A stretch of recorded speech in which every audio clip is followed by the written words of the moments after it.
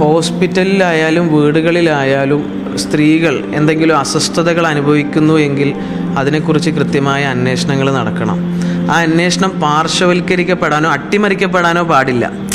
ഇപ്പോൾ ഹോസ്പിറ്റലുകളിൽ നടക്കുന്ന പ്രസവത്തിൻ്റെ പ്രയാസം ഒരു സ്ത്രീ പറഞ്ഞാൽ അവരെ ഒറ്റതിരിഞ്ഞ് ആക്രമിക്കാനോ അല്ലെങ്കിൽ ഹോസ്പിറ്റൽ ബിസിനസ് എന്നുള്ളതല്ല നമ്മുടെ ഇവിടുത്തെ ആവശ്യം. മനുഷ്യരെല്ലാവരും സ്വസ്ഥമായി ജീവിക്കണമെന്നുള്ള ആവശ്യമുള്ളത്.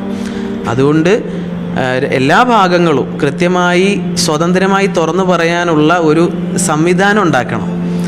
ഹോസ്പിറ്റലുകളിൽ സ്ത്രീകൾ അനുഭവിക്കുന്ന പ്രയാസങ്ങൾ അവർ കൃത്യമായി അഡ്രസ്സ് ചെയ്യട്ടെ, അതിനെ റെക്ടിഫൈ ചെയ്യട്ടെ.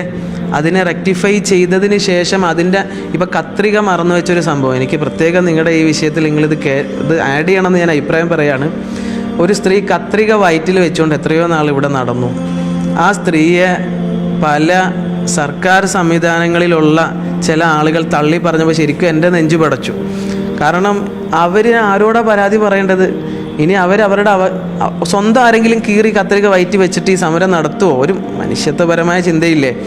ഇനി ഏതെങ്കിലും ഒരു ഹോസ്പിറ്റലിൽ നിന്ന് സംഭവിച്ചതാണെന്ന് തെളിയിക്കപ്പെട്ടില്ലെങ്കിൽ പോലും അവരൊന്ന് സമാശ്വസിപ്പിക്കേണ്ട ഉത്തരവാദിത്വം നമ്മുടെ എല്ലാ ഉദ്യോഗസ്ഥർക്കും ഉണ്ട്.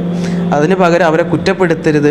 ഇത്തരം ഹോസ്പിറ്റലുകളിൽ പ്രസവത്തിൽ പ്രയാസം അനുഭവിച്ച സ്ത്രീകൾ അവരുടെ വിഷയത്തിൽ കൃത്യമായ പരിഹാരം കാണുന്നുണ്ട്, അവരെ സമാധാനിപ്പിക്കുന്നുണ്ട് എന്ന് ഒരാൾക്ക് ബോധ്യമായാൽ, ഹോസ്പിറ്റലുകളിൽ തന്നെ ചില സ്ഥലങ്ങളിൽ നടന്ന പീഡനങ്ങൾ, ചില സ്ത്രീകൾ ഒറ്റപ്പെട്ട സമയത്ത് ചില പുരുഷന്മാരെ അവരെ ആക്രമിച്ച സംഭവങ്ങൾ, ഇതിനൊക്കെയുള്ള കൃത്യമായ പരിഹാരം നമ്മുടെ സംവിധാനങ്ങളിലൂടെ കണ്ടിട്ട് അതിൻ്റെ ഇൻഫർമേഷൻ പൊതുജനങ്ങളിൽ അറിയിക്കണം.